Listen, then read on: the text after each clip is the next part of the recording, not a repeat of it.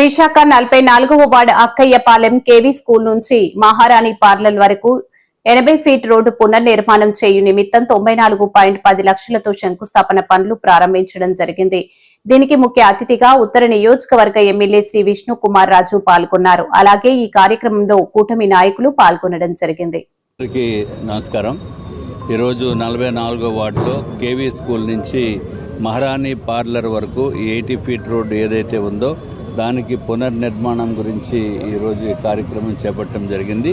సుమారు 94 లక్షల రూపాయలతోటి పబ్లిక్కి కన్వీనియంట్గా ఉండే విధంగా అన్ని విధాలుగా కూడా కన్వీనియంట్ కంఫర్ట్ ఉండే విధంగా ఇది జీవీఎంసీ వారు శాంక్షన్ చేశారు. ఇది చేసిన తర్వాత పబ్లిక్కి చాలా ఉపయోగపడుతుంది. ఎక్కడైనా కూడా పాట్ హోల్స్ ఇవన్నీ పాడైపోయి ఉన్నాయి, ఇన్కన్వీనియన్స్ ఉంది అని చెప్పిన వలన ఇది శాంక్షన్ ఇదివరకు జరిగింది. ఇప్పుడు నిర్మాణం స్టార్ట్ చేయడం జరుగుతుంది.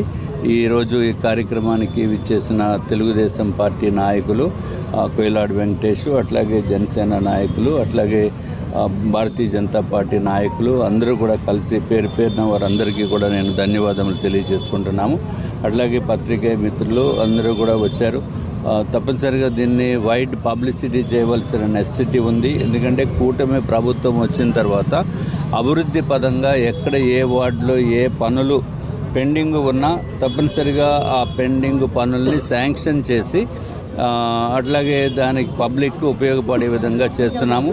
అట్లాగే ఇప్పుడే మాజీ కార్పొరేటర్ గారు ప్రసాద్ గారు చెప్పారు, ఇదివరకు కూడా నా దృష్టిలో ఉంది.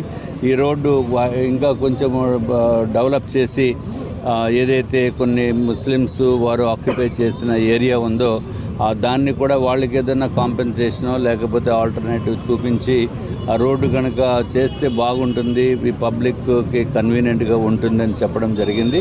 ఇదివరకు కూడా నా దృష్టిలోకి వచ్చింది. తప్పనిసరిగా దానిపైన ఏది అవకాశాలు ఏ విధంగా ఉన్నాయని చెప్పి చూసి చేస్తామని చెప్పి తెలియజేసుకుంటున్నాం. నమస్కారం.